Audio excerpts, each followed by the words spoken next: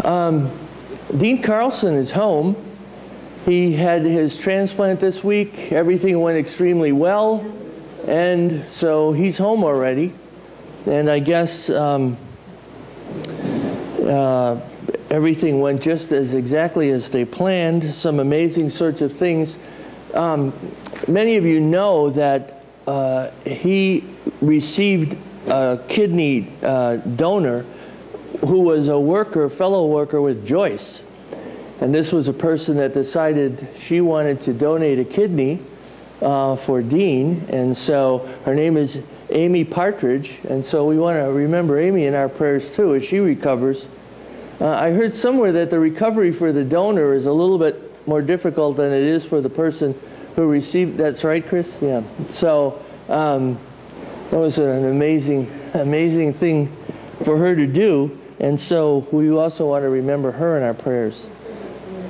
Diane Jo has been in the hospital this week, so we want to pray for her and Guy, obviously. And prayers for Bob and Diane. Bob's mother passed away this week, Bob Harvey's mother. And so down in Virginia, so we offer them our sympathy and our prayers. I'm sure you'll want to talk to them after service today. I'm going to read the gospel lesson to you this morning from the Message translation. It makes this particular passage a little bit more clear, more firm maybe. From there, Jesus took a trip to Tyre and Sidon. They had hardly arrived when a Canaanite woman came down from the hills and pleaded, "Mercy, Master, Son of David. My daughter is cruelly afflicted by an evil spirit." Jesus ignored her. The disciples came and complained, "Now she's bothering us. Would you please take care of her? She's driving us crazy." Jesus refused, telling them, "I've got my hands full of dealing with the lost sheep of Israel." Then the woman came back to Jesus, went to her knees and begged, "Master, help me." He said, "It's not right to take bread out of children's mouths and throw it to dogs." She was quick. "You're right, Master, but beggar dogs do get scraps from the Master's table." Jesus gave in. "Oh, woman, your faith is something else. What you want is what you get." Right then, her daughter became well.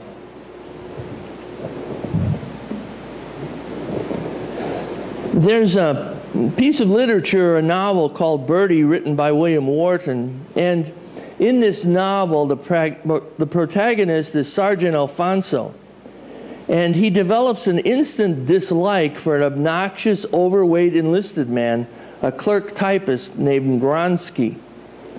At the top of his list of gripes about this annoying grunt, a grunt is a foot soldier for those of you who are not military folks, his gripes about this annoying grunt is Gronsky's revolting habit of continually spitting.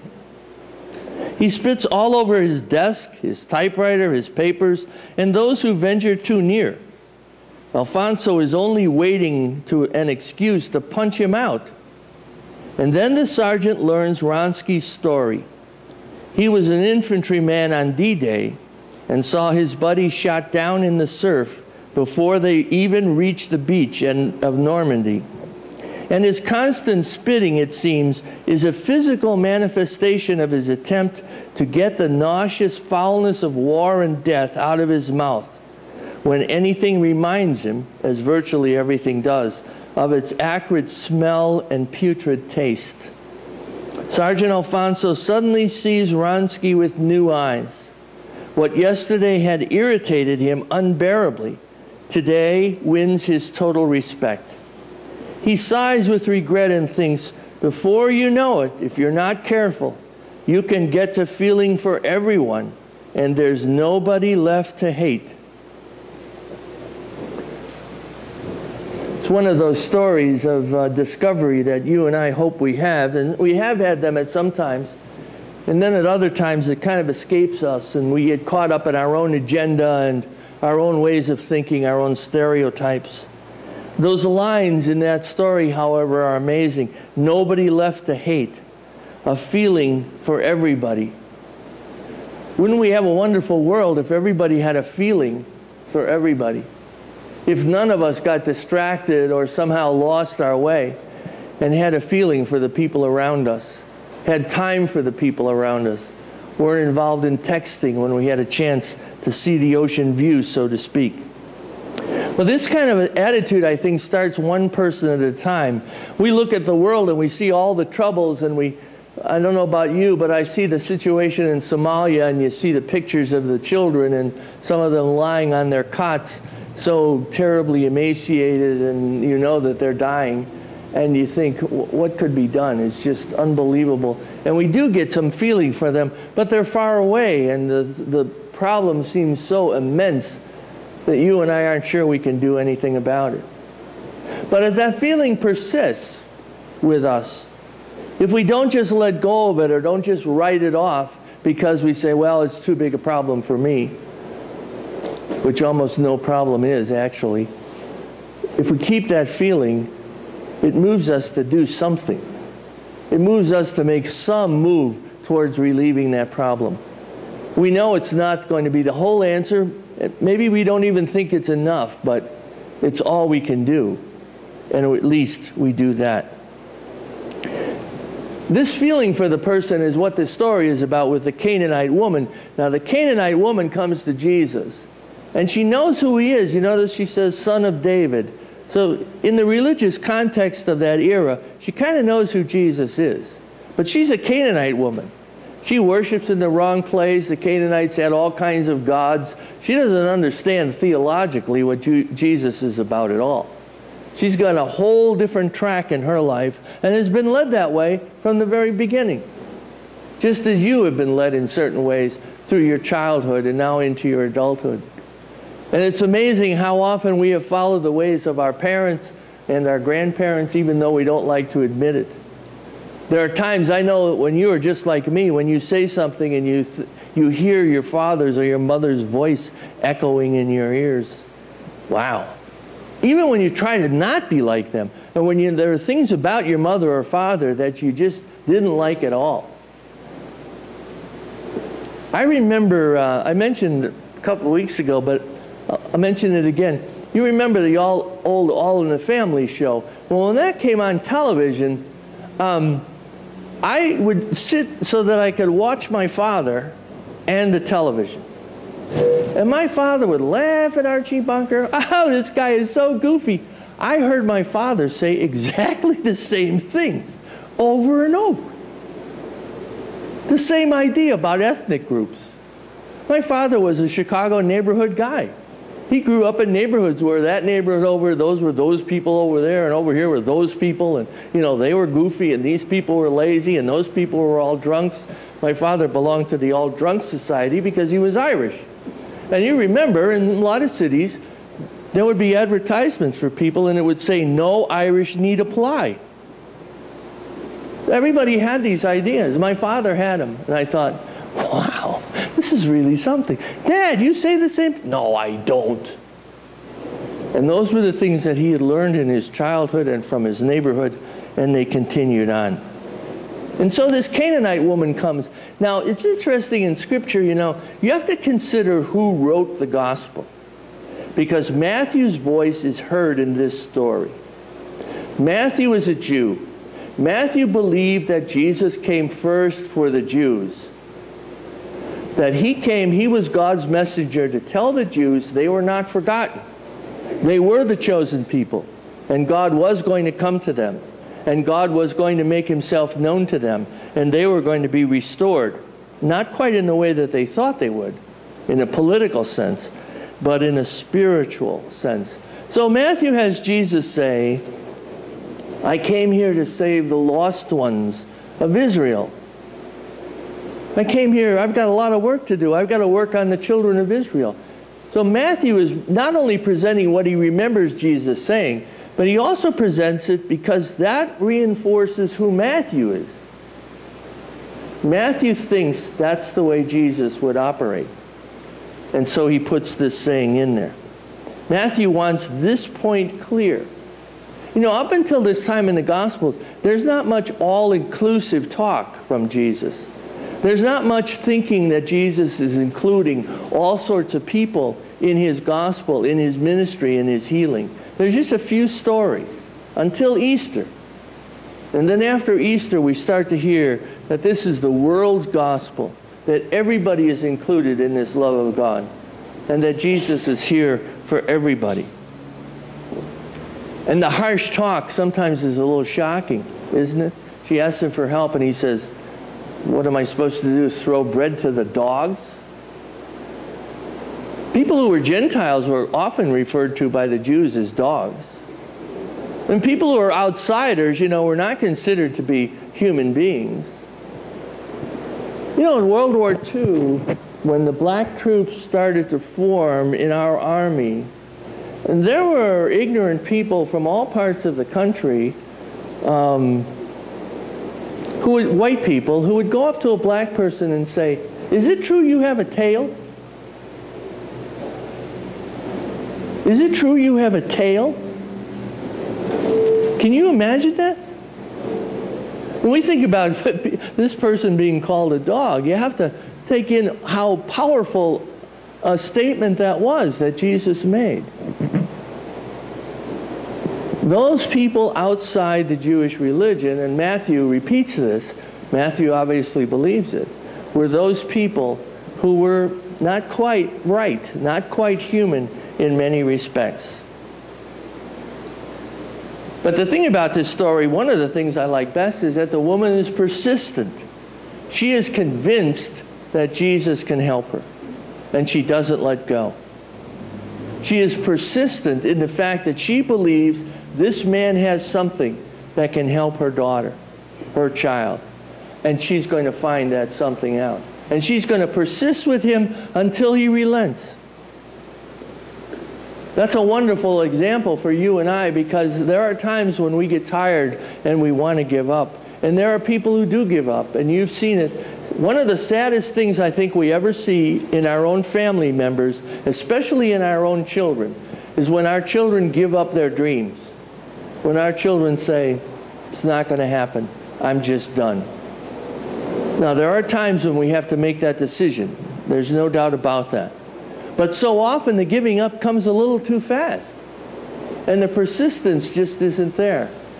I've always said to my kids, you know, every stage of life requires a step up. When you've been stuck on one step for too long, there's only one way to go. That's to take a step up. My son had trouble when he first started high school. And so I said to him finally, we sat down and I said, you know, Mark, everybody has done this. You're not blazing a trail. You're not finding undiscovered territory. Everybody has done this. Excuse me. You have to take a step up now and be a high school kid. And he did. That's true of you and me too. There are times in our lives when we have to take a step up. I'm wondering if Amy, who donated her kidney to Dean, had some kind of experience like that. She has her own family. She has 2 kids of her own. And she looked around and she said, you know, there's something in life I have to do. I have to move up somehow in this life. And this opportunity presented itself to her, and she took the chance. Another thing to notice in this story is that there are no rules or laws like the Pharisees had. Pharisees always had rules and laws about handling things. There was a certain way to do it this way. There are no creeds or dogmas here. This is a Canaanite woman. She doesn't understand many of the scriptures that the Jews lived by. She's a mother with a sick child. And that was enough. You and I can identify with that. If we've had sick children, if we know of people who've had sick children, sometimes chronically ill, what deeper thing gets into your heart than when a child is ill, especially your own? And she is humble and willing to take the names that she's called and take the disciples saying, get her out of here. She's bothering us. She's willing to take all that and still get food, still confront Jesus because she wants Jesus to see her and to hear her as a human being, as a mother with a sick child. And so in a way she ministers to Jesus. She gives Jesus the chance to open himself up to those outsiders. Later on we hear a lot about that, and of course most of the New Testament written by Paul or Paul's secretaries, most of the New Testament is about opening the gospel up to the whole world. And this woman is one of the forerunners. And Jesus pays attention to her. And he says, your faith is something special. And her child was healed.